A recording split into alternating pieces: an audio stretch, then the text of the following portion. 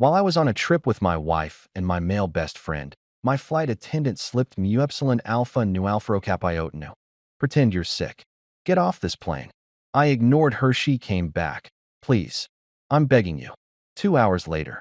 Look, I need you to understand something right off the bat. I absolutely, categorically, no questions asked hate flying. Like, I'm talking sweaty palms, racing heartbeat, existential crisis kind of hate.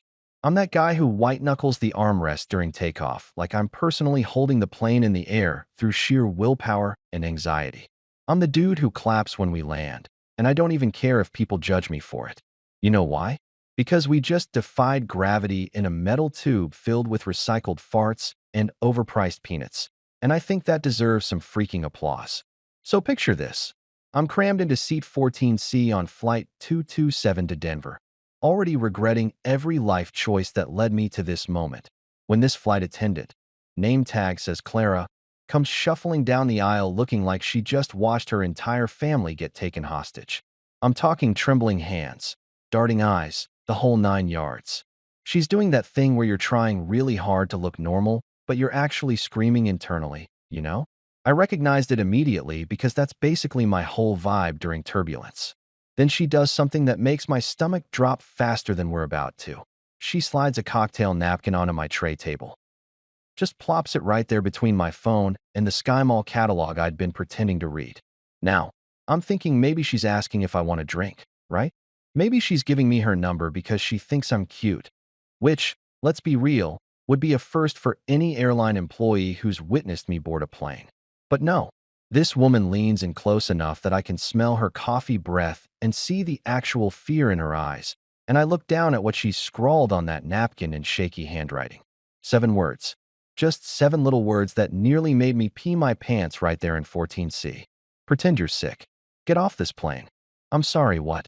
I read it again, thinking maybe I'd misunderstood.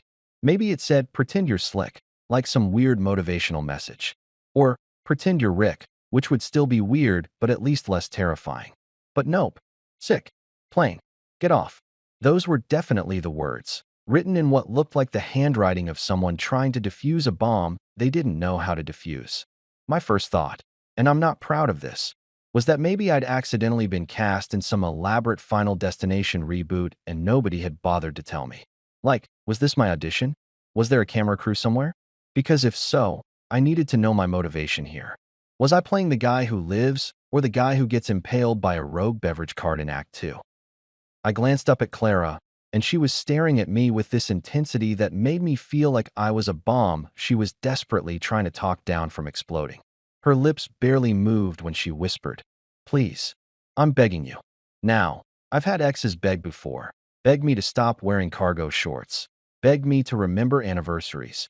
Begged me to understand that I'm fine never actually means I'm fine. But I have never in my life seen someone beg with this level of dramatic desperation. This wasn't please pass the salt begging. This was please God, save us all begging, and honestly, it was freaking me out. Meanwhile, my wife Tara was sitting right next to me in 14B, completely oblivious to the psychological thriller unfolding literally 2 feet away from her. She was deep in her Instagram scroll, probably looking at some influencer's perfectly curated brunch photos or watching a video of a golden retriever doing something adorable. The engines were literally vibrating under us like the plane was clearing its throat before delivering bad news. And she was out here double-tapping pictures of avocado toast. I swear, the woman has the situational awareness of a goldfish in a good mood. 2 seats away in 14E, my best friend Liam was living his best life, loudly attempting to flirt with a woman who very clearly had noise-canceling earbuds in and the universal body language of "please leave me alone forever." But Liam, bless his heart, has never met a social cue he couldn't completely ignore. He was mid-sentence in what I'm sure he thought was a charming story about his CrossFit routine when I made eye contact with him. And he just gave me this big, goofy thumbs up like everything was totally normal. Nothing about this was normal. I looked back at Clara, trying to convey with my eyes alone that I needed more information, preferably in a format that didn't involve cryptic napkin messages. She glanced around the cabin like she was checking for snipers, then leaned in even closer. "Please," she repeated, and her voice cracked a little. "I wouldn't ask if it wasn't serious."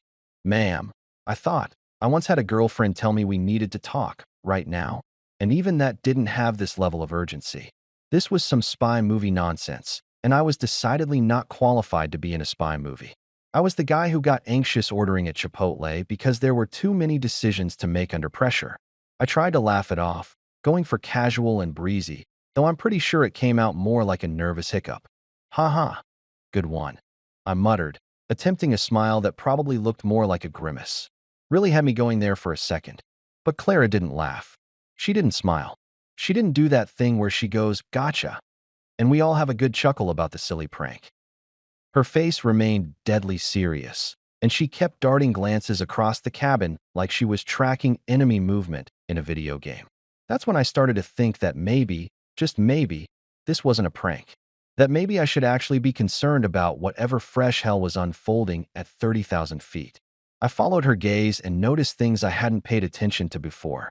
Across the aisle, some guy in a gray hoodie was gripping his armrests so tight his knuckles had gone completely white, like he was trying to squeeze the actual secrets of the universe out of that cheap airline plastic.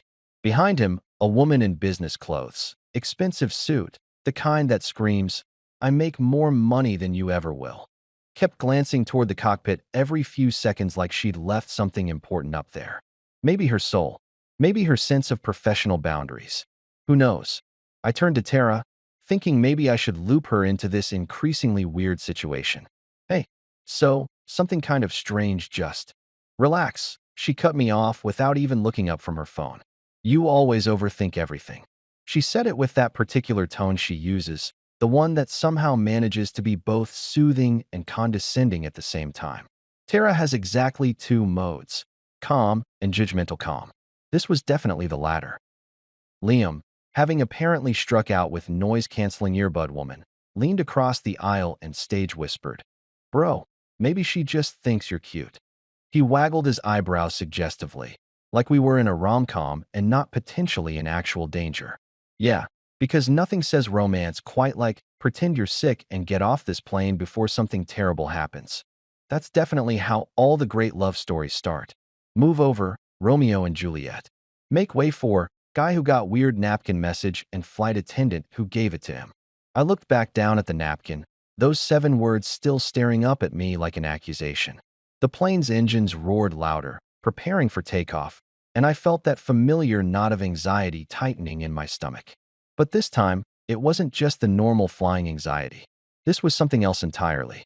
This was the kind of anxiety that comes with actual, legitimate reasons to be anxious.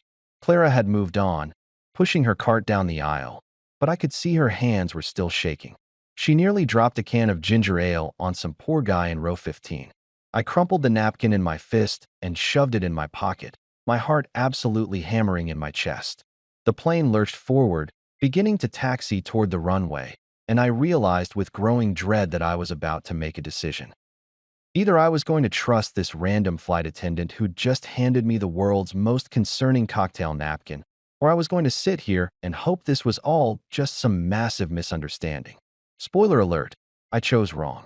Okay, so here's the thing about trying to laugh off a potentially life-threatening situation while strapped into a metal death tube hurtling down a runway. It doesn't really work. I mean, I tried. I gave it my best shot, sitting there with that crumpled napkin burning a hole in my pocket like radioactive evidence, attempting to convince myself that this was all just some elaborate misunderstanding. Maybe Clara was new and had accidentally given me someone else's note. Maybe she was testing out a new customer service approach. Welcome aboard. Here's a complimentary panic attack with your peanuts. But the more I tried to rationalize it, the more I noticed things. Little things. Weird things. The kind of things that, in retrospect, should have sent me sprinting toward the emergency exit like my life depended on it. Which, spoiler alert, it kind of did. The plane was still taxiing, doing that slow roll toward the runway where we'd either take off successfully or become a cautionary tale on the evening news. I could feel the familiar rumble of the engines beneath my feet, that low vibration that always makes me think about how we're basically trusting our lives to what's essentially a giant flying toaster oven. The cabin lights dimmed slightly, going into that weird mood lighting phase that's supposed to be calming but really just makes everything look like a horror movie set. I shifted in my seat, trying to get a better view of the cabin without being obvious about it. Casual surveillance. Just a regular guy definitely not freaking out about a cryptic napkin message, casually observing his fellow passengers like some discount James Bond. Clara was still making her way down the aisle with the beverage cart, but I could see the tension in her shoulders, the way she kept glancing back toward the front of the plane like she was expecting something to explode. Which, given the circumstances, was not a comforting observation. That's when I really started paying attention to gray hoodie guy across the aisle. And let me tell you, this dude was not okay. I mean, nobody's really okay on a plane. We're all just various degrees of uncomfortable and mildly terrified. But this guy had taken it to another level. His hands were still death gripping those armrests like he was holding on for dear life, which technically we all were, but he was doing it with the intensity of someone who knew something the rest of US didn't. His knuckles were so white they were practically glowing, and I swear I could see a vein pulsing in his temple from 3 feet away. He was youngish, maybe late 20s, with the kind of beard that said, "I'm either a hipster or I've given up on society." His hoodie was pulled up despite the cabin being approximately the temperature of a sauna, and he kept his head down, eyes fixed on the seat back in front of him like it contained the secrets to the universe. But every few seconds, his eyes would flick up, scanning the cabin with this weird, jerky motion that reminded me of a bird that spotted a cat. A really nervous bird. A bird that maybe knew the cat was planning something. Then there was business suit woman, 3 rows up on the other side. I had a pretty good view of her from my angle, and she was giving off major suspicious vibes. She had that whole corporate power player thing going on. Designer suit that probably cost more than my car, perfect hair that hadn't moved since she boarded, the kind of makeup that screamed, "I'm important and I know it." But underneath all that polish, she was twitchy as hell. Every 5 seconds, and I started counting because that's apparently what I do when I'm nervous, she'd crane her neck to look toward the cockpit. Not subtle glances, either. Full-on head turns, like she was waiting for someone to emerge or something to happen. Her laptop was open on her tray table, but the screen was dark. She wasn't working. She was just sitting there, pretending to work, while actually engaging in some weird cockpit watching vigil that was setting off every alarm bell in my already over-alarmed brain. "Excuse me, could I get a tomato juice?" Tara's voice cut through my paranoid observations, and I nearly jumped out of my skin. She was flagging down Clara, who'd made it to our row with the beverage cart. "Of course," Clara said, and her voice was steady, professional, giving absolutely no indication that she'd just handed me a note that basically said, "You're gonna die if you don't bail." She poured the tomato juice with hands that were only slightly shaking, handed it to Tara with a smile that didn't quite reach her eyes, then looked at me. "Anything for you, sir?" The way she said "sir" had this weird emphasis on it, like she was trying to communicate something through sheer force of will and proper title usage. I opened my mouth, not entirely sure what was about to come out, when Tara cut in again. "He's fine," she said, patting my arm in that condescending way that somehow made me feel like a child and an idiot simultaneously. "He's just nervous about flying. He always gets like this." She took a sip of her tomato juice, because apparently my wife is one of those psychopaths who actually enjoys drinking vegetable juice at 7,000 feet, and gave me that look. You know the one. The "you're being dramatic again" look that I'd become intimately familiar with over our 5 years of marriage. "I'm not nervous," I protested, which was a complete lie, and we all knew it. "I'm just observant." "Observantly nervous," Tara corrected, scrolling back to her phone. "It's fine, babe. We do this every time we fly. The plane is not going to crash just because you're anxious about it crashing. That's not how physics works. Actually, I wanted to say, I'm not worried about normal crashing. I'm worried about whatever the hell is happening that made a flight attendant give me a note that sounded like it was written by someone in a witness protection program. But I didn't say that, because A, it sounded insane when I put it that way, and B, Tara had already checked out of this conversation and returned to the much more interesting world of Instagram. Clara moved on with her cart, and I watched her go, trying to catch her eye, but she was deliberately not looking at me. Great. Awesome. Nothing suspicious about that at all. Liam leaned across the aisle again, apparently having given up on his seduction attempt with the woman who'd upgraded her earbuds to actual headphones. A clear escalation in the leave me alone technology arms race. "Bro," he said, because every sentence Liam speaks starts with bro. You really need to chill. Maybe do some of that breathing thing your therapist taught you. I don't have a therapist, I hissed back. Yeah, but you should, he said cheerfully. You've got mad anxiety, dude. It's not healthy. He pulled out his own phone, probably to text the 15 other women he was currently talking to, which was Liam speak for sending hey beautiful texts to at random intervals. I slumped back in my seat, feeling the weight of the napkin in my pocket like it was made of lead instead of cheap paper. The plane was picking up speed now, really committing to this whole takeoff thing, and I could feel that familiar pressure building in my chest. But this time, I couldn't tell if it was regular flight anxiety or legitimate fear based on actual concerning circumstances. Gray hoodie guy chose that moment to pull out his phone, and I watched, because apparently I'm a creep now, as he typed something out with shaking fingers. His screen was angled just enough that I could see he was texting someone, but not enough to read what he was saying. He hit send, then immediately powered the phone down and shoved it in his pocket, his whole body rigid with tension. Business suit woman had closed her laptop and was now just staring straight ahead, but her hands were clasped together so tightly in her lap that her fingers were turning red. She looked like she was praying, or maybe just trying really hard not to throw up. Honestly, on a plane, those two things often look pretty similar. The engines roared louder, and I felt that lurch in my stomach as we accelerated down the runway. This was it, the point of no return. Either we were taking off, or I was about to do something incredibly dramatic that would either save everyone's lives or make me look like the world's biggest idiot. I glanced at Clara one more time, and she was standing in her jump seat near the front, buckled in for takeoff, but her eyes were locked on me. Even from this distance, I could see the plea in them, the desperate hope that I'd listened to her warning. The nose of the plane tilted up, and we left the ground. I'd made my choice, and I really hoped it was the right one. Narrator voice, it was not the right one. So there we were, wheels up, committed to this whole flying thing like a bad relationship you should have ended 3 red flags ago, but didn't because you'd already paid for the couple's massage package. The plane was climbing, that awful sensation of gravity, trying its absolute best to pull us back down to earth where we belonged, and my phone buzzed in my pocket like an angry bee that had just realized it was trapped in denim prison. Now, technically, I was supposed to have it on airplane mode. We all know this. The flight attendants had done their little safety dance, demonstrated the seat belts like we're all morons who've never sat down before, and explicitly told us to put our devices in airplane mode or turn them off completely. But here's a confession.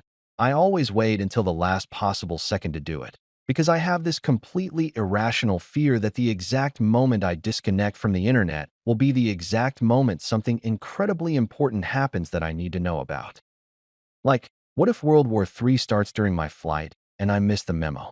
What if someone finally proves that birds are real? What if my fantasy football lineup gets screwed because I didn't check it one last time? So I pulled out my phone. Sorry, FAA, please don't arrest me, and saw 3 texts from my sister Maya lighting up my screen. Maya is 2 years younger than me, infinitely more successful, and has made it her life's mission to remind me of both of these facts at every possible opportunity.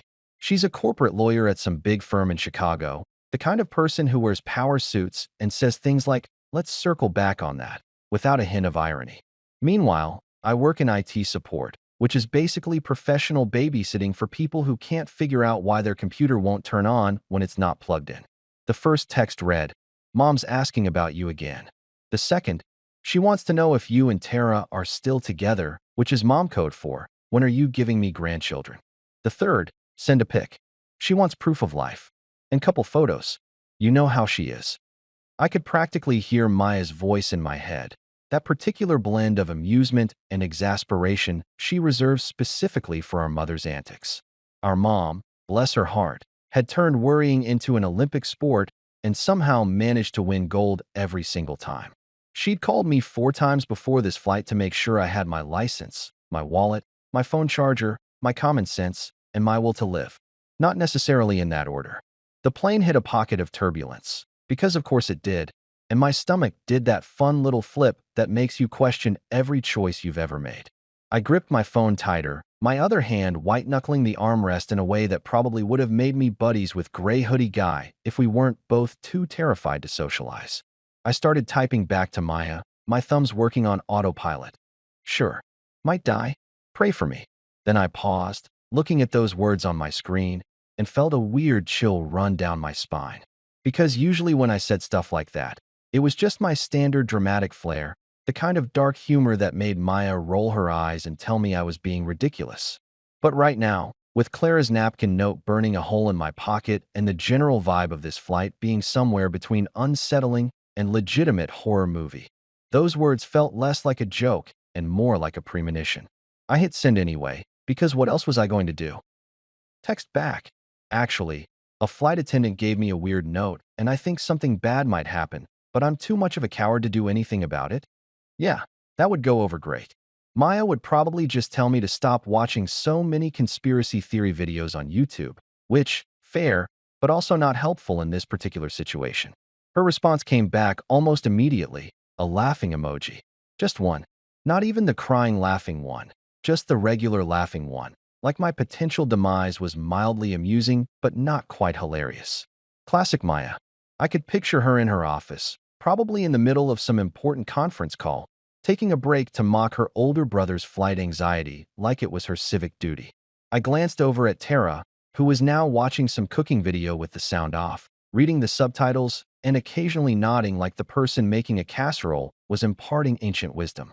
The plane leveled out a bit, that initial climb to cruising altitude phase starting to settle, and the seatbelt sign dinged off. Freedom. Sort of. The freedom to move around a confined metal tube while suspended thousands of feet in the air. Living the dream. But Clara. Oh man, Clara was not settling. While everyone else was starting to relax, getting comfortable, pulling out their books and tablets and overpriced airport snacks, she was pacing the aisles like a caged animal. She'd check an overhead bin, move 3 steps, check another one, move again. Her face had this fixed smile plastered on it, the kind of smile you give when someone's holding you at gunpoint, but you're trying to act natural. I'd seen that smile before, usually in hostage negotiation movies right before everything goes sideways. She pretended to adjust someone's air vent in row 9, then moved to help an elderly woman in row 12 with her reading light. But her eyes, God, her eyes were everywhere. Scanning faces, counting passengers, looking toward the cockpit, then back at the cabin, then specifically at me for just a split second before moving on. It was like watching someone play the world's most stressful game of Where's Waldo, except Waldo might be a terrorist, and the prize for finding him was not dying. I considered pressing the call button. You know, that little button above your head that summons a flight attendant to your seat like you're a feudal lord requesting more wine from your servants. I stared at it for a solid 30 seconds, my finger hovering inches away, trying to calculate whether pressing it would make me look insane or rational. What would I even say when Clara came over? Hey, so about that napkin. Could you elaborate on the whole we're all gonna die thing? Maybe provide some context? Perhaps a PowerPoint presentation? Yeah, no? That would go over about as well as asking for a parachute during boarding. Plus, what if I was wrong? What if this whole thing was just a misunderstanding, or Clara was having some kind of mental breakdown, or I'd completely misread the situation because my anxiety had finally achieved sentience and decided to gaslight me? I'd look like a complete idiot. Tara would never let me live it down, and I'd probably end up on some no-fly list for being weird on a plane, which felt like it should be protected under the First Amendment, but probably wasn't. So I did what any rational, logical person would do in this situation. Absolutely nothing. I sat there like a bump on a log, paralyzed by indecision and social anxiety, watching Clara pace and gray hoodie guy sweat and business suit woman stare at the cockpit like she was trying to teleport through the door with her mind. Liam had his headphones in now, nodding along to whatever terrible EDM music he was into this week, completely oblivious to the psychological thriller unfolding around him. The man had the self-preservation instincts of a golden retriever at a fireworks show. Zero awareness, maximum vibes. My phone buzzed again. Maya, Mom says she loves you and to text her when you land. I typed back, will do, if I land. This time she sent back the eye roll emoji, which felt appropriate. Then she added, stop being dramatic. You're literally fine. Famous last words, I thought, shoving my phone into airplane mode, and then immediately second-guessing whether I should have sent one last text, something meaningful, Maybe a heartfelt goodbye to my loved ones just in case. And that's when I realized I'd officially crossed the line from reasonably anxious to completely unhinged. I was sitting here planning my farewell text like I was in a movie, all because of a napkin note and some weird vibes. Maybe Tara was right. Maybe I did overthink everything. Maybe I needed to calm down, take a breath, and accept that sometimes flights are just weird and people are just strange and not everything is a conspiracy. But then Clara walked past again, and as she did, she dropped something on my tray table. A cocktail napkin. A fresh one. I looked down at it, my heart rate spiking. One word, hastily scrawled. Soon. Yeah, I wasn't overthinking anything. Okay, so let me paint you a picture of where my mental state was at this exact moment. Completely and utterly losing it. That second napkin, the one with just the word soon scrawled on it like a threat from a discount horror movie villain, had officially pushed me over the edge from concerned passenger to guy who's about to make a scene at 30,000 feet. My heart was doing this fun thing where it felt like it was trying to escape through my ribcage. My palms were sweating like I'd just run a marathon in a sauna, and I'm pretty sure I could feel each individual beat of my pulse in my eyeballs. Is that normal? That doesn't sound normal. I looked up at Clara, who was already 3 rows ahead, pushing her cart like nothing had happened, like she hadn't just delivered what was essentially a countdown timer to my potential doom via absorbent paper product. She didn't look back, didn't acknowledge me, just kept doing her flight attendant thing with that same plastered-on smile that was starting to look more like a grimace with each passing second. Soon. What the hell did soon mean? Soon as in 5 minutes? Soon as in when we hit cruising altitude? Soon as in, hey, maybe start making peace with your maker because things are about to get real weird real fast. The ambiguity was somehow worse than the original message.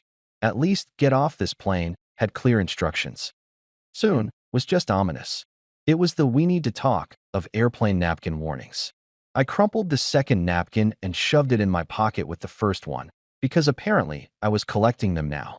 Maybe I could frame them someday, assuming I lived long enough to have a someday. The napkins that saved my life would make a great conversation piece at parties, right next to my collection of emotional baggage and unresolved childhood issues. Tara had moved on from cooking videos to some fashion influencer trying on outfits, still completely absorbed in the digital world, still blissfully unaware that her husband was potentially sitting on a ticking time bomb of unspecified danger. I envied her ignorance. I really did. She was over there worried about whether wide-leg pants were still in style, and I was over here wondering if I'd live long enough to worry about pants at all. That's when Clara made her move. She came back down the aisle, but this time without the cart, moving with purpose, and she crouched down next to my seat like a spy meeting her contact in a crowded cafe. Her face was inches from mine, close enough that I could see the fear in her eyes. The way her mascara had smudged slightly from what I assumed was stress sweating, and smell the coffee and mint on her breath from whatever emergency caffeine situation she'd handled before this flight. Do it now, she whispered, her voice barely audible over the drone of the engines. Pretend to faint. If you stay here, you won't land alive. I blinked at her, my brain trying to process what she was asking me to do while simultaneously short-circuiting from sheer panic. You want me to fake a faint? I whispered back, which came out more like a squeak. In front of my wife? She's a nurse. She'll call me out in approximately 0.3 seconds. She once diagnosed a guy having a heart attack at Costco while buying rotisserie chicken. I'm not going to be able to fake her out with amateur hour theatrics. And that was true. Tara had seen me at my worst. Food poisoning, actual flu. That time I thought I was dying, but it turned out I'd just eaten too much spicy Thai food.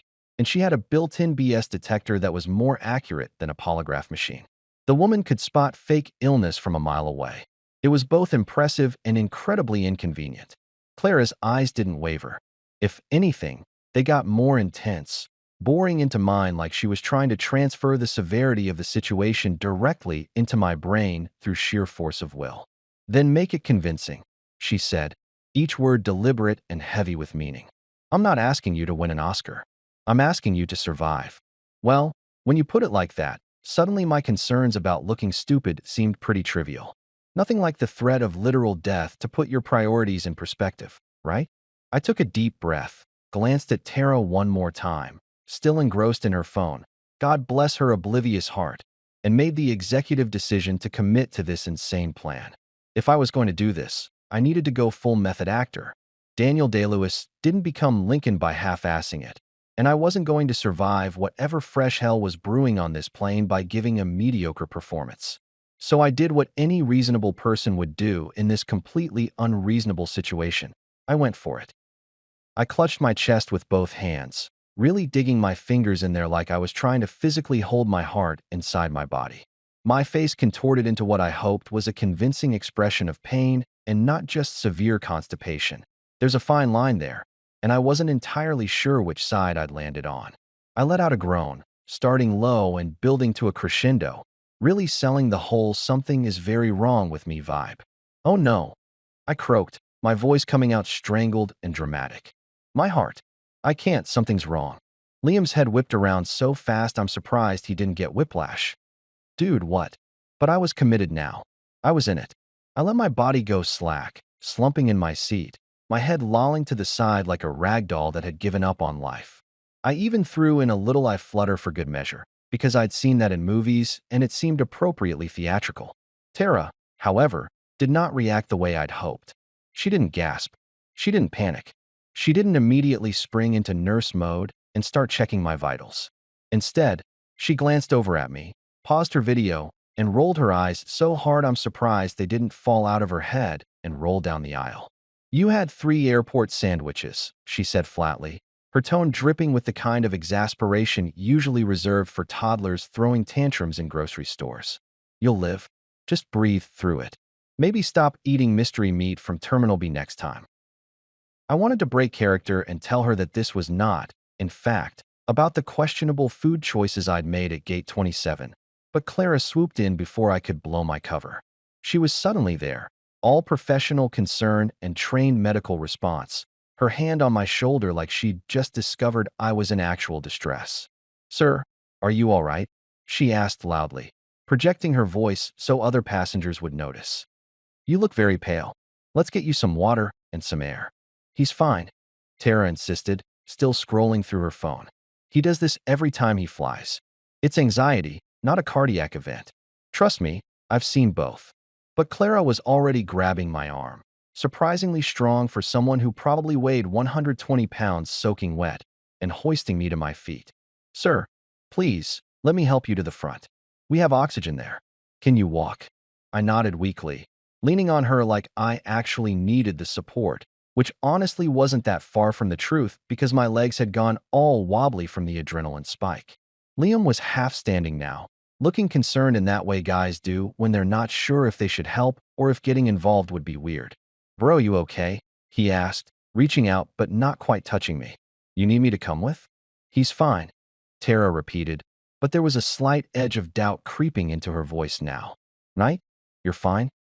She'd finally put down her phone, which was how I knew she was at least 10% concerned. Maybe 15%. Clara was already guiding me down the aisle, one hand firmly on my elbow, and she leaned in close as we moved, her lips barely moving. "Don't look back," she whispered, so quiet I almost missed it under the engine noise. "Your seat wasn't assigned by accident." And just like that, my performance stopped being a performance. The fear that shot through me was 100% real, unfiltered, genuine terror.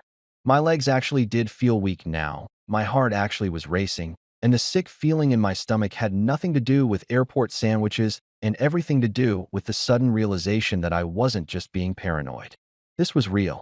Whatever this was, it was happening, and I had been specifically targeted. My seat wasn't random. Someone had put me there on purpose, which meant someone knew I was on this flight, which meant someone had plans for me, or for whoever was supposed to be in that seat. And none of those plans probably involved me landing safely in Denver and going about my normal boring life. We were almost to the front of the plane now, passing through first class, where people were sipping champagne and enjoying warm nuts like they weren't currently sharing airspace with whatever nightmare scenario was unfolding back in economy. Clara's grip on my arm tightened slightly, reassuring and terrifying all at once. That's when I stopped acting entirely and started genuinely freaking out. Because ignorance might be bliss, but knowledge? Knowledge was absolutely terrifying. So there I was, being half-dragged, half-guided toward the front of the plane by a flight attendant who'd apparently moonlighted as a CIA operative, trying to maintain my sick passenger act while internally screaming loud enough to shatter the windows. The physics of it all was honestly impressive. How I managed to walk in a straight line while my brain was simultaneously melting down like a nuclear reactor having a bad day. If they gave out awards for most convincing performance while experiencing existential terror, I'd be taking home the gold, folks. Clara kept her grip firm on my arm, steering me through the first-class cabin where people were living their best lives in seats that probably cost more than my monthly rent. Some guy in a cashmere sweater, because of course he was wearing cashmere on a plane, glanced up from his iPad with mild interest, like watching a potentially dying man stumble past was mildly more entertaining than whatever stock report he'd been reading. Welcome to first class, where your emotional detachment comes with free champagne and extra legroom. We pushed through the curtain into the galley area, that weird liminal space at the front of the plane where flight attendants hide and probably talk about how much they hate us all. There was another attendant there. Male, early 30s, name tag said Ben. And he took one look at me and Clara and immediately understood something was up. His eyes went wide for just a fraction of a second before he smoothed his expression into professional concern. "Is he all right?" Ben asked, but the way he said it made it clear he already knew the answer was no. Just not in the way most people would assume. "He needs some water and air," Clara said, the code in her words so obvious it might as well have been written in neon lights. "Can you grab an oxygen mask?" "Just as a precaution." Ben nodded and moved toward the front, but I noticed he didn't actually go for any oxygen equipment. Instead, he knocked twice on the cockpit door, two sharp raps that sounded more like a signal than a polite "Hey, can I come in?" kind of knock. The door cracked open slightly, and I could see him lean in, whispering something to whoever was inside. Probably something along the lines of, "Houston, we have a problem," and his name is the terrified guy in 14C who finally got the memo. Clara positioned me near a jump seat, her hand still on my shoulder, and leaned in close enough that her hair brushed against my cheek. To anyone watching, it probably looked like a caring flight attendant making sure I didn't pass out and crack my head open on something expensive. But what she whispered in my ear made my blood run colder than the air conditioning blasting from the vents above us. "You're sitting in a seat meant for someone else," she said, her voice barely a breath. "They think you're him." I froze. Like, completely froze. Every muscle in my body locked up simultaneously, and if I wasn't already pretending to be sick, this would have been a great time to start. "Who's they?" I managed to croak out, my throat suddenly drier than a popcorn fart in the Sahara. Her eyes flicked back toward the cabin, then to me, then to Ben, who was still at the cockpit door engaged in what looked like an intense whispered conversation. "The reason this flight might not land," she said simply, like she was telling me the in-flight movie selection and not dropping a bomb that my life was in danger because of a seating mix-up. I wanted to laugh. I really did. Because this was absurd. This was beyond absurd. This was the kind of thing that happened in bad thriller novels written by people who'd clearly never flown commercial before. "You're telling me I was about to die because of airline seat assignments?" The same airline that once put me in a middle seat between a guy who brought tuna fish and a woman who thought personal space was just a suggestion? That level of incompetence had accidentally put me in a terrorist seat or a mob informant spot, or whatever fresh hell this was. But looking at Clara's face, seeing the genuine fear there, I knew this wasn't a joke. This wasn't some elaborate prank show where Ashton Kutcher was going to pop out and tell me I'd been punked. This was real life, and real life had decided that today, my number was up because I'd chosen the wrong damn seat on Expedia. "I just wanted the aisle," I whispered back, and I'm not proud to admit my voice cracked a little. "I just wanted easy bathroom access. That's it. That's my whole evil plan. Convenient peeing." Clara's expression softened for just a moment, something almost like sympathy crossing her face. "I know," she said. "Wrong place, wrong time. Story of life, right?" Ben returned from the cockpit, his face carefully neutral, but I could see the tension in his jaw, the way his hands were balled into fists at his sides. "Captain's been informed," he said to Clara, and again, the subtext was screaming at a frequency only dogs and anxious passengers could hear. That's when the overhead speakers crackled to life, and the captain's voice came through, smooth and calm as a yoga instructor leading a meditation session. "You know the voice. That carefully trained pilot tone that's designed to make you feel safe even if the plane is actively falling out of the sky.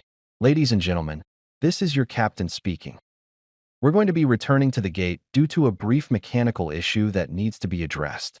Nothing to be concerned about, just a precautionary measure. We apologize for the inconvenience and should have you on your way shortly. A mechanical issue. Right. And I'm the Queen of England.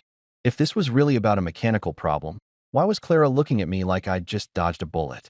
Why was Ben positioned near the cockpit door like he was guarding it? Why did I feel like I was in the middle of a situation that was about to go from weird to call the National Guard in about 30 seconds? The plane banked slightly, beginning its turn back toward the airport, and I could hear the groans and complaints starting to ripple through the cabin. Someone behind us muttered something about missing their connection. Another person complained loudly about an important meeting they were going to be late for. A baby started crying, because babies have a sixth sense for inconvenient timing. And somewhere in the back, I could hear Liam's distinctive laugh, probably making jokes about the whole situation because the man had the self-preservation instincts of a lemming with a death wish. But me? I was too busy processing the fact that somewhere on this plane, someone thought I was someone else. Someone important enough to target. Someone whose presence on this flight was significant enough that people were willing to do. What exactly? Blow up the plane. Hijack it. Give us all really aggressive food poisoning? The possibilities were endless and all of them sucked. What do I do? I asked Clara, my sick passenger act completely abandoned now because honestly, what was the point? I was probably about to die anyway. Might as well die with some dignity and clear answers. You stay here, she said firmly. You don't go back to your seat. You don't talk to anyone. When we land and the door opens, you get off first with Ben and me. You don't look back. You don't collect your carry-on. You just move. Understand? I nodded, my mouth too dry to form actual words. This was happening. This was really happening. I'd woken up this morning worried about whether I'd packed enough phone chargers and if the hotel would have a decent gym, and now I was caught up in some kind of spy movie situation that I was wildly unqualified for. Ben handed me a bottle of water. Actual water this time, not code for, we're all going to die, and I drank it gratefully, my hands shaking enough that I almost dropped it twice. The plane was descending now. That sinking feeling in your stomach that's usually just uncomfortable, but now felt like a countdown timer ticking away. Through the gap in the curtain, I could see into the cabin. Tara was craning her neck, probably looking for me, her phone in her hand like she was debating whether to text or call. Liam was still oblivious, headphones firmly in place, living in his own little world of EDM and bad decisions. And scattered throughout the cabin were the other passengers, gray hoodie guy, business suit woman, and who knows how many others, all playing their parts in whatever twisted theater production this had become. The captain's voice came back on. Flight attendants, prepare for landing. Clara and Ben exchanged a look, some silent communication passing between them that I wasn't privy to, and Clara's hand found my shoulder again. Almost over, she said quietly. Just hold on a little longer. But as we descended toward the runway, engines whining, my stomach churning with a mixture of relief and terror, I couldn't shake the feeling that this wasn't almost over. This was just beginning. Here's something they don't tell you in those cheerful airline safety videos where everyone's smiling and the cartoon passengers calmly put on their oxygen masks. Returning to the gate after you've already taken off is one of the most psychologically disturbing experiences you can have while fully clothed and sober. It's like getting dumped by someone, walking away all dignified, and then having to come back because you forgot your keys. Except in this case, the keys might be a bomb and the ex might be a terrorist. Or something. I was still unclear on the specifics, but the vibes were definitely catastrophically bad. The plane was doing that weird deceleration thing, engines changing pitch like they were sighing in disappointment, and I could feel the collective confusion radiating from the cabin behind me. People were muttering. Phones were coming out despite us still being in the air, because rules don't matter when you're inconvenienced, apparently, and I could hear the rising tide of annoyance that comes with unexpected delays. Someone was definitely going to leave a one-star review on whatever airline rating site angry people use to vent their impotent rage. But me? I was standing in the galley area with Clara and Ben, watching through the gap in the curtain as the cabin slowly transformed from mildly annoyed passengers to something is very wrong here territory. And let me tell you, The shift was subtle but unmistakable, like watching a pot of water go from simmering to full boil. First, there was the guy in the black jacket. Not gray hoodie guy. This was a different person entirely, because apparently this flight had collected suspicious characters like I collect anxiety disorders. Black jacket guy was sitting in row 7, and I hadn't paid much attention to him before because he'd seemed normal. You know, generic business traveler normal. The kind of guy you see on every flight, wearing clothes that cost more than they should and carrying a leather laptop bag that screamed, "I'm important but approachable." Except now he was standing up. And not in the "I need to stretch my legs" way or the "I'm getting something from the overhead bin" way. He stood up like he was about to give a speech, or start a fight, or do something equally dramatic and unwelcome. His posture was all wrong. Rigid, alert, predatory even. Like a cat that spotted a mouse and is calculating the exact angle of attack. And then he looked directly at me. Not a casual glance. Not an accidental eye contact moment that you both immediately look away from, because prolonged eye contact with strangers is uncomfortable and possibly a mating ritual in some cultures. No, this was a full-on stare, his eyes locking onto mine through that gap in the curtain with the intensity of a sniper acquiring a target. His expression was cold, calculating, the kind of look that makes your lizard brain start screaming, "Predator! Run! Climb a tree! Do something!" Then his gaze slid to Clara, and something flickered across his face. Recognition, maybe, or confirmation. Like he'd just verified something he'd suspected, and now he was adjusting his plans accordingly.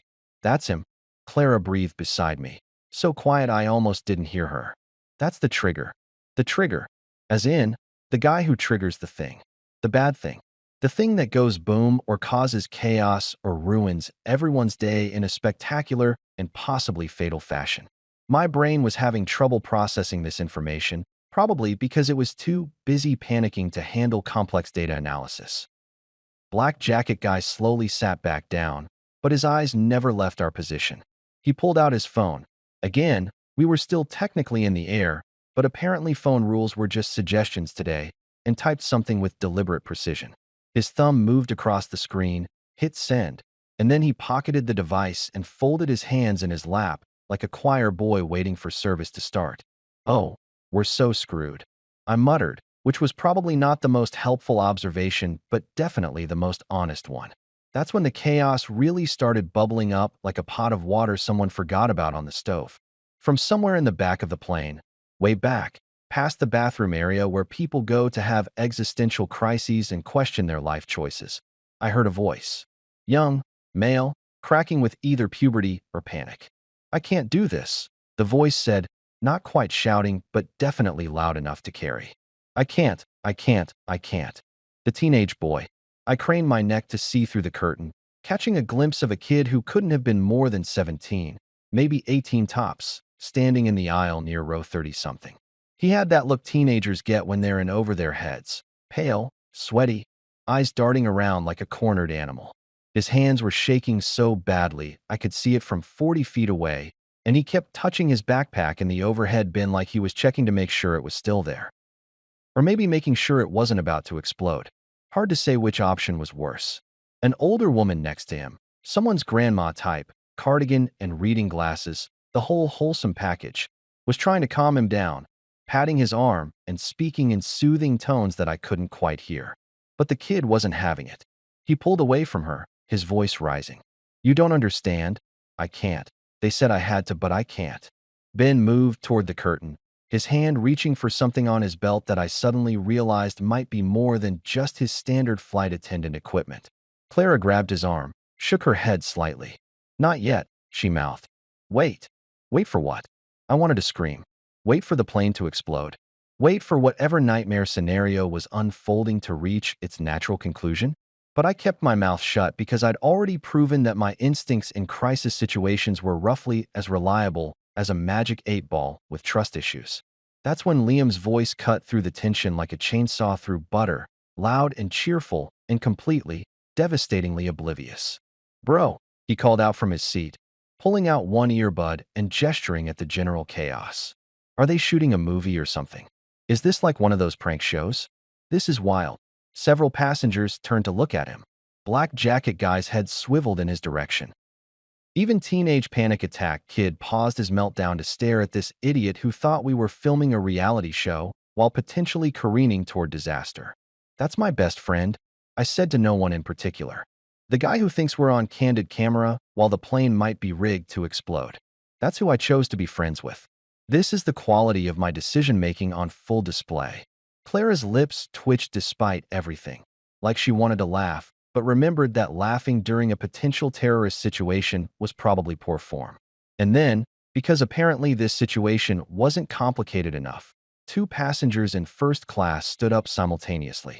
They'd been sitting there the whole time, blending in with the champagne sippers and cashmere wearers, looking for all the world like regular business travelers who'd paid too much for slightly better seats. But now they were standing, and their hands were moving to their waists, and they were pulling out badges that caught the overhead lights and glinted with official authority. Air marshals. We had freaking air marshals on the plane, which meant someone, somewhere, had known this flight was going to be a problem before we even took off. Which meant this wasn't a spur-of-the-moment thing. This was planned, coordinated, a whole production that I'd stumbled into like an extra who'd accidentally wandered onto the wrong movie set. The marshals. One woman with severe bangs and an expression that could cut glass. One man who looked like he bench-pressed small cars for fun, moved with practiced efficiency. They weren't shouting or making a scene yet, but their body language screamed federal agents about to ruin someone's day, and everyone within visual range immediately understood that playtime was over. Severe Bang's marshal made eye contact with Clara, some silent communication passing between them, and I realized with growing horror that Clara wasn't just a concerned flight attendant. She was part of this. She was in on whatever operation was happening. She'd known from the beginning that this flight was compromised, and she'd chosen to warn me specifically because, oh God, because whoever was supposed to be in my seat was important enough to protect. Important enough to have federal resources devoted to keeping them alive.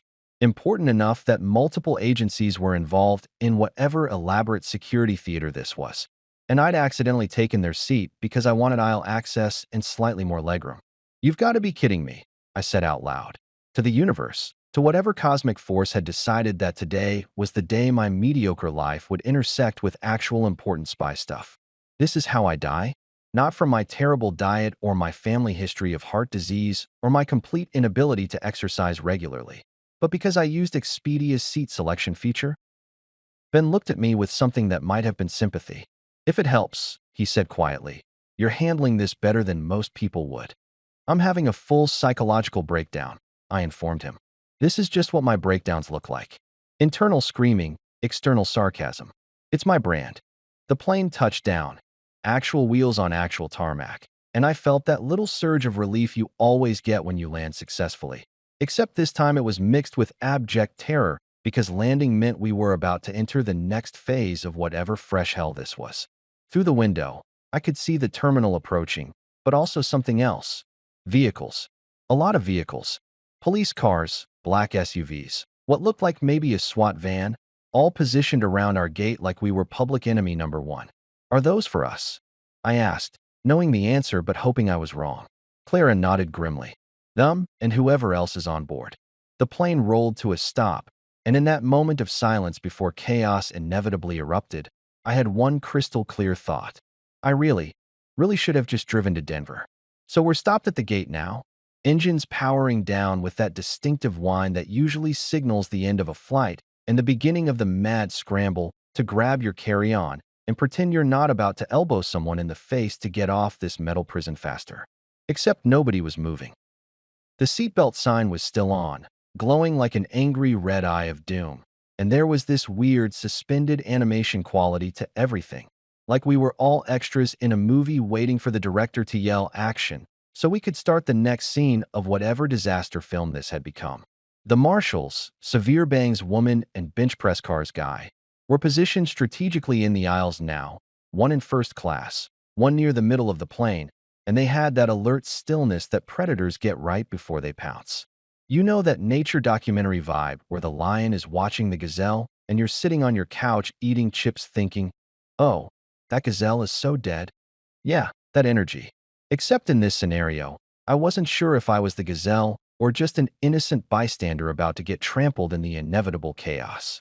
Black jacket guy was still in his seat, hands folded, picture of calm, but I could see the tension in his shoulders, the way his eyes kept flicking between the marshals and the exit and someone, in the back of the plane. His jaw was clenched so tight I'm surprised his teeth didn't shatter from the pressure. Clara was beside me, her hand still on my arm like she was afraid I might bolt or faint or do something equally unhelpful. Ben had moved to the cockpit door, blocking it with his body in a way that was definitely not standard flight attendant procedure. And me?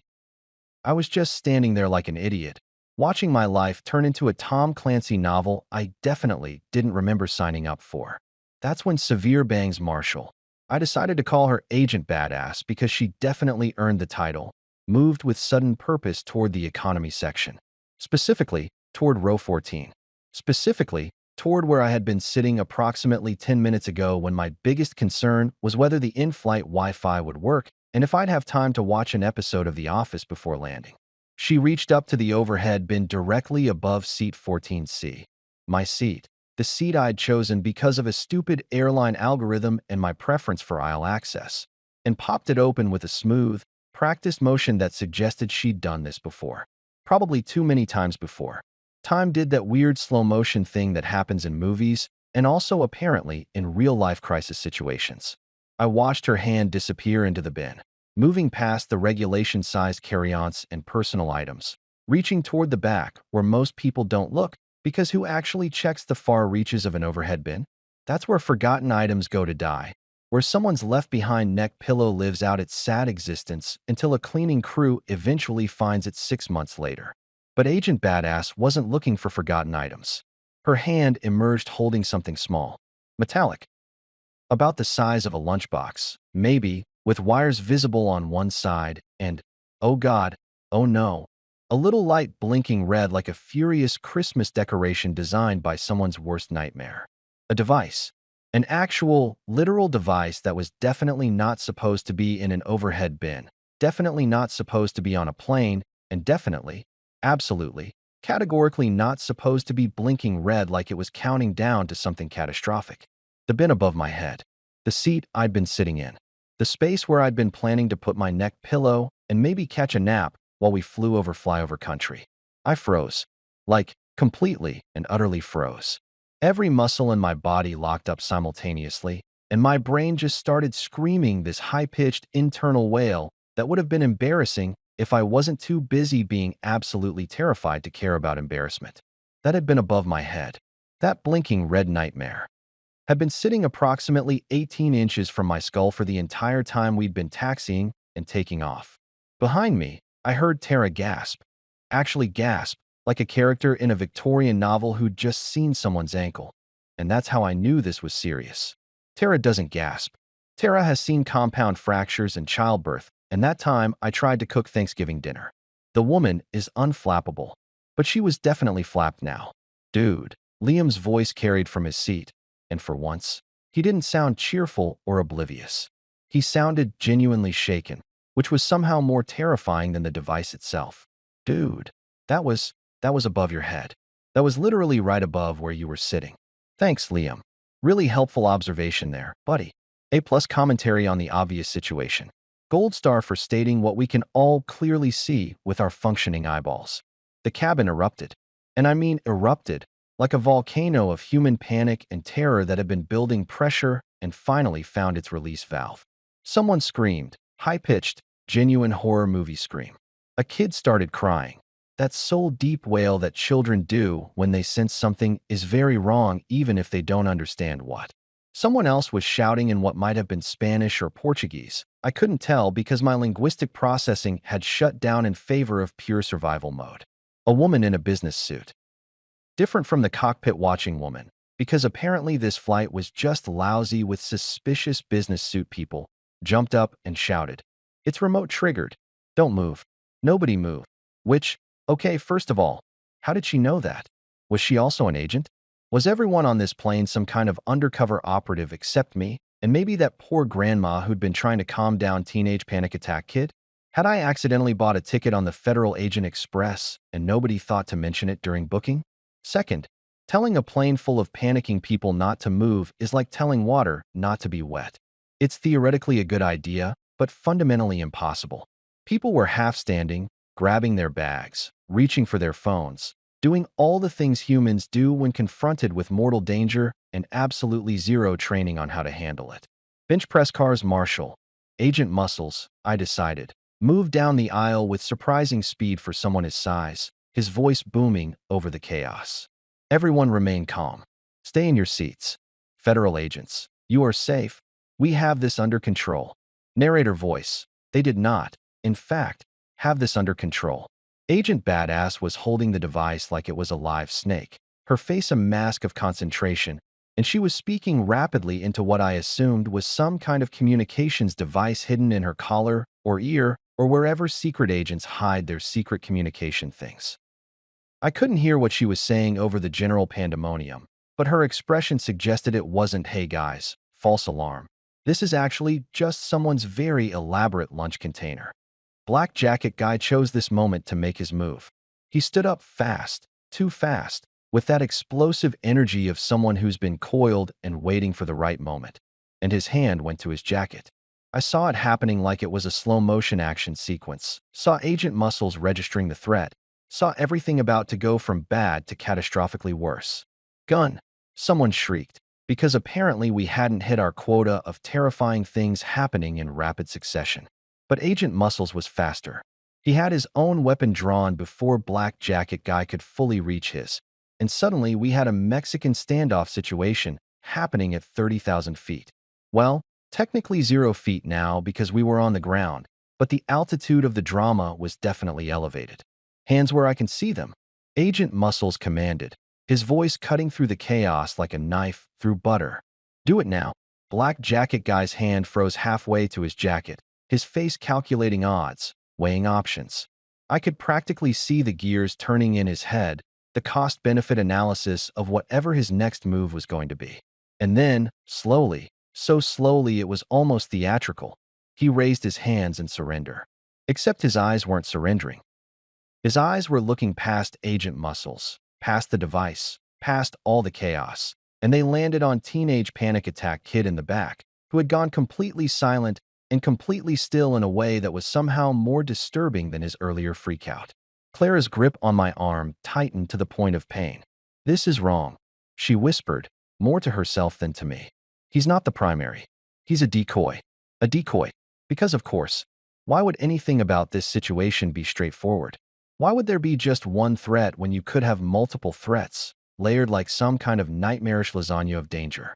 The woman in the business suit who'd shouted about the device being remote-triggered pulled out her own badge, adding herself to the growing collection of federal agents who'd apparently decided this flight was the place to be. "Bomb squad is on the way," she announced to Agent Badass. "ETA 2 minutes. Do not attempt to disarm. 2 minutes. 120 seconds. The device was still blinking its angry red blink, counting down to God knows what. And we had 2 minutes before people who actually knew what they were doing arrived to maybe, hopefully, prevent us all from becoming a tragic news story. I looked at Tara, who had gone pale. Actually pale, like someone had drained the color from her face, and she looked back at me with an expression I'd never seen before. Fear. Real, genuine, unfiltered fear. Not concern, not worry, but actual terror. And that's when I realized something horrible. She'd thought I was being dramatic before. She'd thought I was having another one of my anxiety episodes, making a scene, being my usual paranoid self. But now she understood. Now she knew. I'd almost died today. We'd all almost died. And it was pure dumb luck, or Clara's intervention, or whatever cosmic force had decided I deserved another day, that we were still breathing. "I'm sorry," I said to her, though I wasn't sure what I was apologizing for. For almost dying? For being right about something being wrong? For choosing seat 14C? She just shook her head, tears actually forming in her eyes, and mouthed back, "I love you." Which was touching and terrifying because Tara doesn't get emotional in public.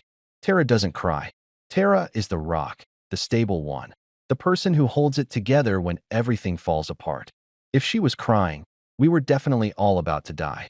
Okay, so here's a fun fact I learned today. When multiple federal agencies converge on a commercial aircraft because there's a literal explosive device in the overhead bin.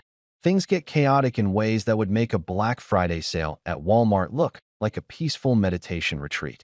I'm talking organized chaos, the kind where everyone's moving with purpose, but it still feels like the universe is having a full-blown panic attack, and we're all just along for the ride. The bomb squad arrived in what felt like both an eternity and 3 seconds simultaneously. Time does weird things when you're contemplating your own mortality, and they came dressed like they were about to explore Mars. Full hazmat-looking suits, helmets with face shields, equipment that probably cost more than my house, the whole intimidating package. They moved through the plane like a well-oiled machine, and suddenly Agent Badass wasn't the scariest person in the vicinity anymore, which was saying something because that woman could probably kill someone with a severe look and proper motivation. They'd evacuated everyone from economy through the rear exit, down those inflatable slides that look fun in theory but are actually terrifying in practice, especially when you're sliding towards safety while there's a bomb still on the plane you just exited. I could see passengers scattered on the tarmac below through the window, looking like confused ants whose anthill had just been kicked by a vindictive god. Liam was down there somewhere, probably still trying to figure out if this was a prank show. Tara had been escorted off separately, some kind of protocol about keeping potential witnesses separated, which sounded ominous but probably made sense to people who did this for a living. But me? I was still in the galley with Clara and Ben, watching the bomb squad work through that gap in the curtain like I was the world's most anxious theater patron at the worst play ever written. Apparently, I was being kept separate because I was material to the investigation, which was official speak for, "You're the idiot who sat in the wrong seat, and we need to figure out how much trouble you're in." Clara had ditched her flight attendant vest at some point and was now wearing an FBI jacket that she'd pulled from God knows where. Maybe they just keep them stashed in the galley next to the extra peanuts and emergency wine. Turns out my suspicions were correct. She wasn't just a concerned employee of the airline. She was Special Agent Clara Mendez, and she'd been undercover on this flight for 3 weeks, working multiple routes, waiting for this exact situation to develop. 3 weeks. I'd squeaked when she told me, my voice doing that embarrassing thing where it goes up an octave. "You've been playing flight attendant for 3 weeks waiting for someone to try to blow up a plane?" "Actually, we've been tracking this cell for 6 months, she'd replied, adjusting her jacket with the casual confidence of someone who regularly deals with domestic terrorism before lunch. "This flight was flagged 2 days ago. We knew they were planning something. We just didn't know exactly what or who the target was. And you let the flight happen anyway?" I felt my voice rising, hysteria creeping in around the edges like an unwelcome party guest. "You knew there was going to be an attempt, and you just let us all get on the plane?" Agent Badass, who I'd learned was actually Special Agent Patricia Morrison, but I was sticking with my nickname because it fit better, walked over, having apparently handed off the explosive device to the bomb squad guys who were now doing their bomb squad thing with it in the jetway. "We had no choice," she said bluntly, no apology in her tone. "If we'd canceled the flight, they would have known we were onto them. They would have scattered, gone underground, hit another target we couldn't predict. This way, we controlled the environment." "Controlled," I repeated flatly. "There was a bomb 18 inches from my head, and you call that controlled? You're alive, aren't you?" She had a point, but I was too busy being indignant to acknowledge it properly. Ben, who turned out to be exactly what he appeared to be, just a regular flight attendant who'd been read in on the situation this morning and was probably regretting his career choices, handed me another bottle of water.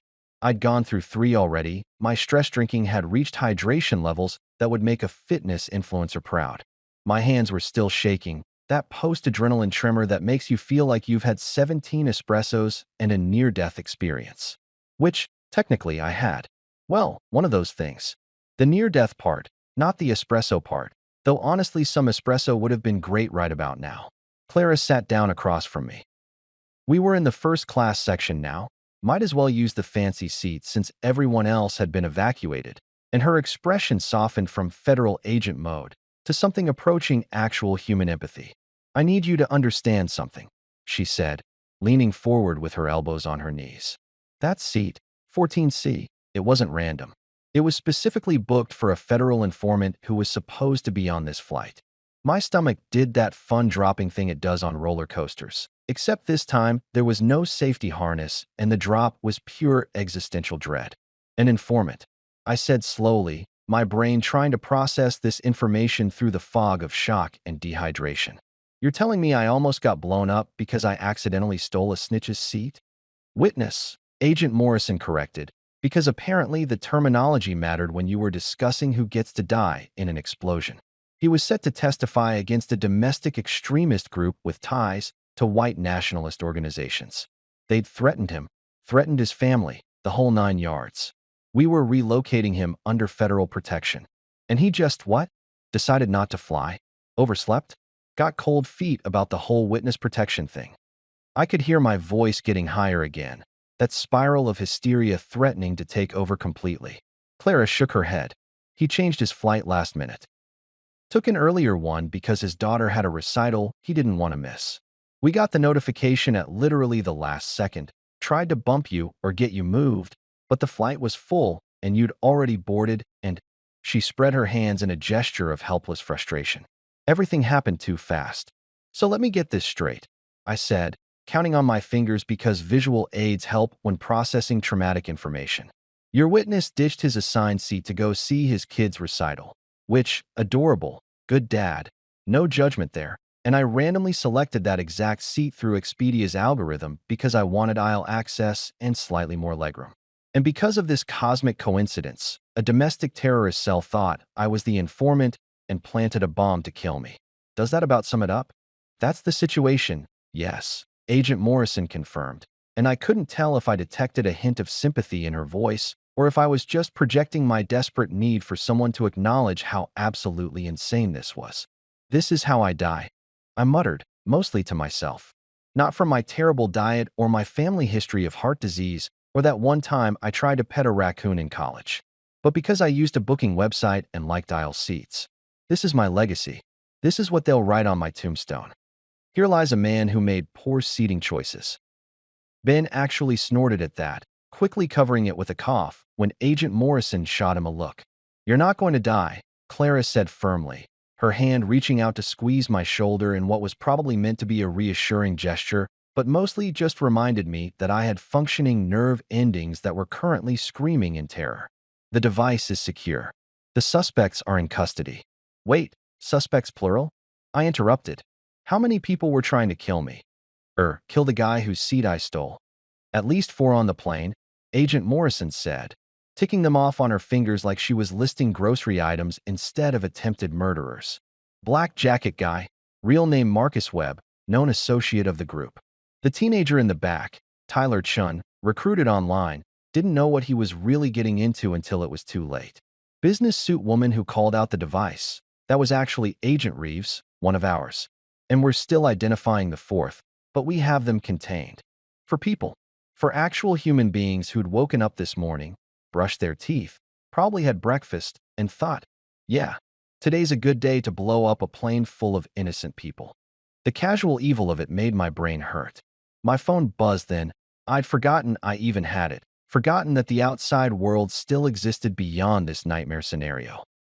I pulled it out, expecting more texts from Maya, probably wondering why CNN was reporting on our flight, or maybe my mom having a maternal panic attack. But it wasn't Maya. It wasn't my mom. It wasn't anyone in my contacts at all. Unknown number. One text. 6 words that made my blood run colder than the airplane AC had managed all day. We know you got off the plane. I stared at it, reading it over and over like maybe the words would rearrange themselves into something less threatening. Like maybe it was a wrong number, or autocorrect had butchered someone's innocent message about getting off work or getting off the couch, or literally any other interpretation of getting off that didn't involve domestic terrorists tracking my movements. Clara saw my face, which had apparently gone from traumatized survivor to person seeing a ghost, and was immediately on alert. What is it? I held out the phone with a trembling hand, watched her and Agent Morrison read the message. Watch their expressions go from concerned to professionally alarmed, which is like regular alarm, but with better posture and training. That's not good, Ben said, which was the understatement of the century and earned him another look from Agent Morrison that could have curdled milk. They're still active, Clara said, already pulling out her own phone, typing rapidly. They have spotters, probably watching the gate, maybe even inside the terminal. They know the hit failed. They know someone got off, and now. And now they think I'm the informant. I finished, my voice surprisingly steady considering my internal organs were currently attempting to escape through my ribcage. They think I'm the guy they were trying to kill, and I just became a walking target. Agent Morrison was already moving, speaking into her radio, calling for additional security, using codes and abbreviations I didn't understand, but which all sounded very urgent and very bad for my continued survival. Clara stood up, her hand automatically going to the gun holstered at her hip. When had she gotten a gun? Had she had it the whole time? Was everyone on this plane armed except me? And looked at me with an expression that was part apology, part determination. "We're going to protect you," she said. "You're going to be fine. You literally just told me there are domestic terrorists watching the terminal who think I'm a federal witness." I pointed out, my capacity for sarcasm apparently surviving even in life-threatening situations. "Fine seems like a strong word choice here. You're going to be alive," she amended. "How's that?" "Better," I admitted. "Still terrifying, but better." Through the window, I could see more vehicles arriving. Black SUVs, more police cars, what looked like actual military vehicles which seemed excessive, but maybe that was just standard protocol for domestic terrorism on a Tuesday. The terminal had been evacuated. I could see people being herded away from our gate, could imagine the confusion and fear rippling through the airport. And somewhere out there, someone was watching, waiting, trying to figure out if they'd succeeded or if they needed to adjust their plans. Plans that now apparently included me. "So what happens now?" I asked, though I wasn't sure I wanted to hear the answer. Clara and Agent Morrison exchanged a look, some silent federal agent communication that I wasn't privy to. "Now," Agent Morrison said, "you disappear." Disappear is one of those words that sounds cool when Jason Bourne says it, but significantly less cool when you're a 32-year-old IT support specialist whose biggest act of rebellion is using the office microwave for fish on Fridays. I don't have spy training. I don't have a particular set of skills acquired over a very long career. I can barely remember my own Wi-Fi password half the time. And yet here I was, being told I needed to go into hiding like I was suddenly important enough to warrant federal protection, which was flattering and absolutely terrifying in equal measure. They moved us, and by us, I mean me, Tara, and Liam, because apparently your spouse and your idiot best friend count as close associates, who might also be targets, into a secure area of the airport that I didn't even know existed. We're talking through maintenance corridors, past restricted access doors that required key cards and retinal scanners, down hallways that looked like they belonged in a dystopian video game. The whole thing had this surreal quality, like I'd accidentally wandered into a different reality where my boring life had suddenly become an action thriller and nobody had bothered to give me the script. The room they put us in was some kind of VIP lounge meets FBI operations center. There were plush chairs that probably cost more than my car, a fully stocked bar that we weren't allowed to touch. Rude. And approximately 17 federal agents scattered around like very serious party guests who'd forgotten how to have fun. Laptops were open everywhere. People were speaking in low, urgent tones. And there was this energy in the air that said, "We're professionals handling a crisis," mixed with "this is not how we wanted to spend our Tuesday." Tara was sitting next to me on a leather couch that was way too nice for the amount of stress sweating I was currently doing. She'd been silent for the past 20 minutes, processing everything, and I could practically see the wheels turning in her head. My wife is a lot of things, pragmatic, skeptical, occasionally judgmental of my life choices, but she's not someone who panics easily. She sees trauma in the ER on a daily basis, has held people's hands while they died, has dealt with more bodily fluids than should be legal. But this was different. This was personal. "So," she finally said, her voice tight, controlled, the way it gets when she's really upset but trying not to show it. "When the flight attendant gave you that napkin, when she told you to get off the plane, that was real." "Yep," I said, popping the P, because apparently even in crisis situations I default to being annoying. "That was very real. Very, very real. And I told you to relax." "You did say that, yes. I told you that you were overthinking things. That is an accurate summary of your position, correct?" She turned to look at me then, really look at me, and I saw something in her eyes I'd never seen before. Guilt. Real, genuine, crushing guilt. "You almost died because I didn't listen to you." "Hey, no, that's not." I started, but she cut me off. I told you to calm down. I said you always overthink everything. I basically gaslit you into staying in a seat that had a bomb above it.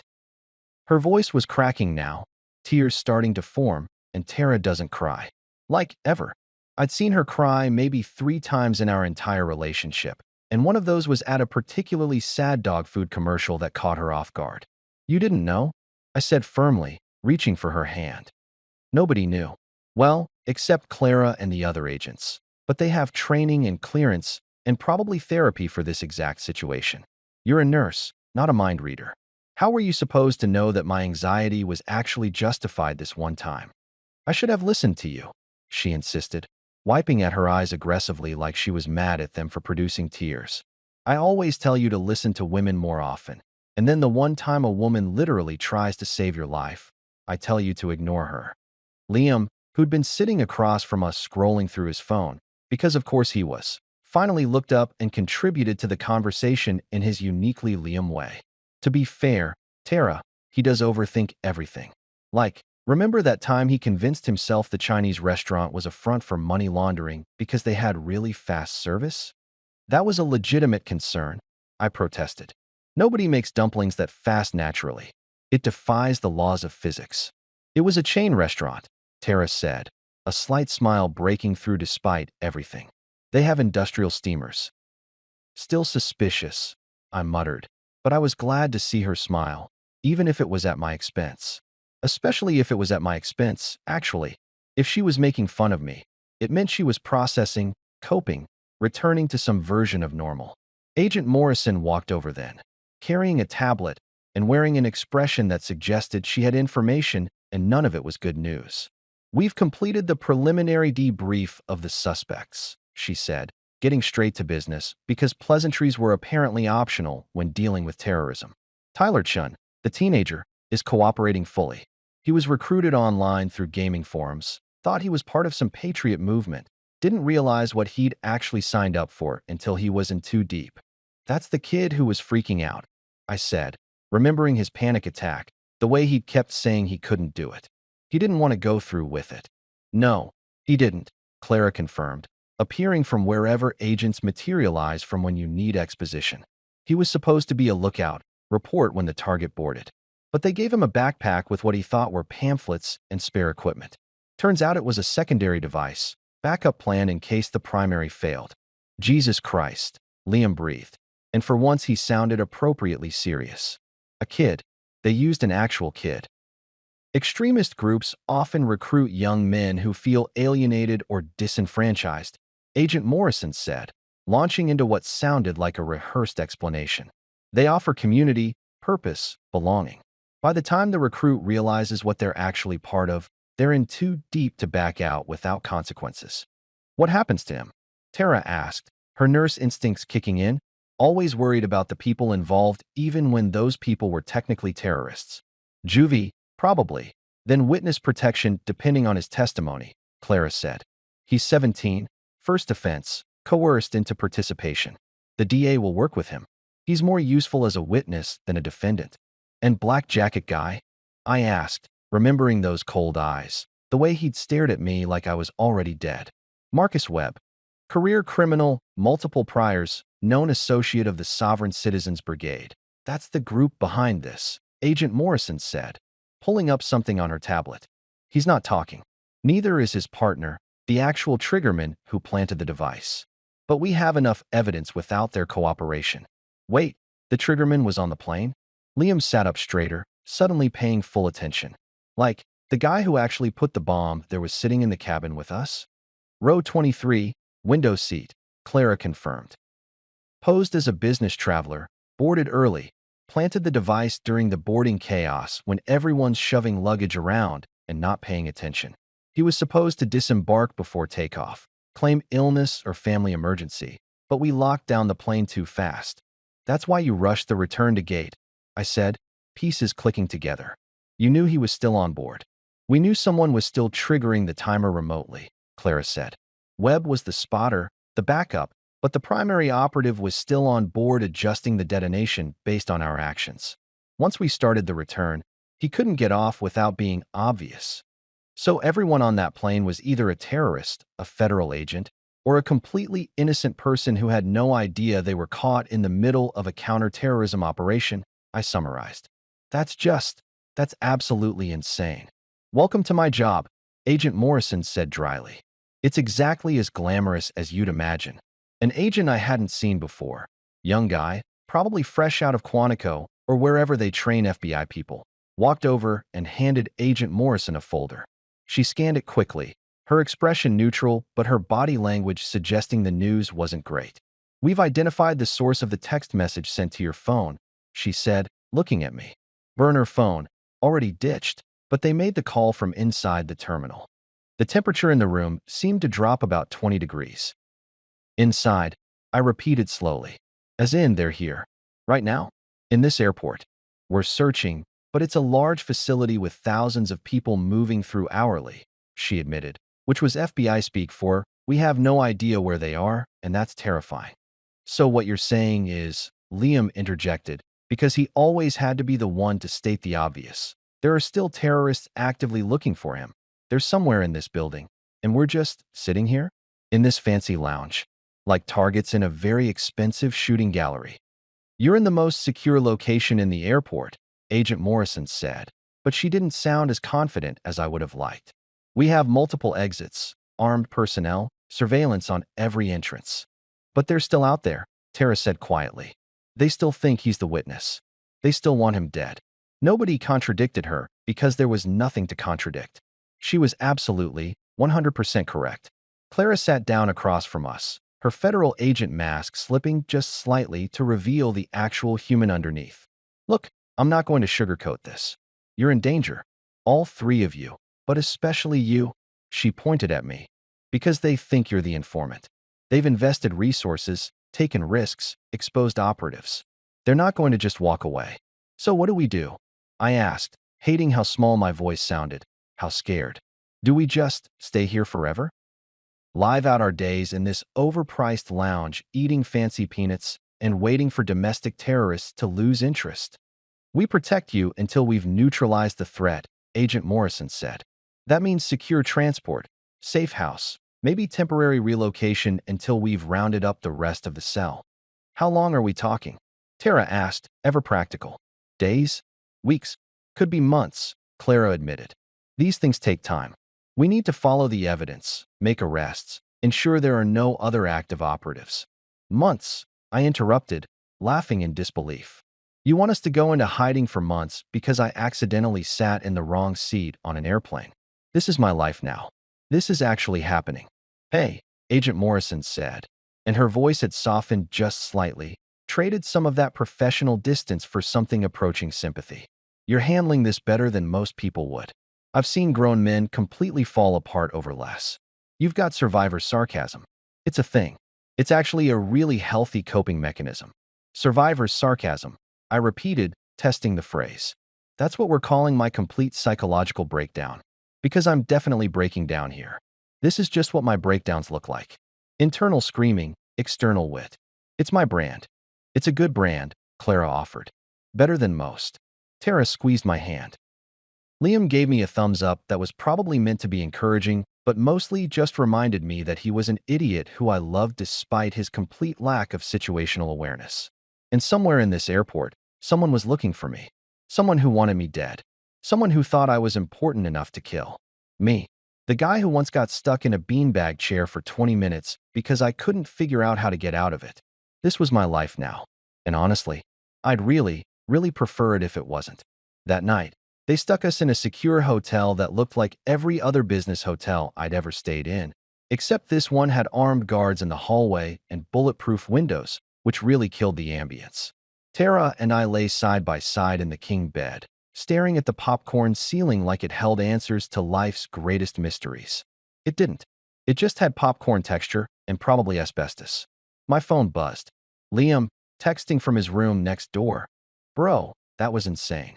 Also, I still think Clara was into you. I typed back. She literally saved our lives, Liam. Exactly, he replied. Girls love a guy they can rescue. I blocked his number for an hour, which was becoming a regular hobby. But lying there, I realized something profound. I'd spent years thinking I was unshakable, cool, logical, the guy who never panics and always has it together. Turns out, I'm the guy who almost died because he didn't want to make a scene. So yeah, next time someone tells you to fake being sick and get off a plane, just do it. Because sometimes survival isn't about being brave. It's about listening when someone's trying to save your ass.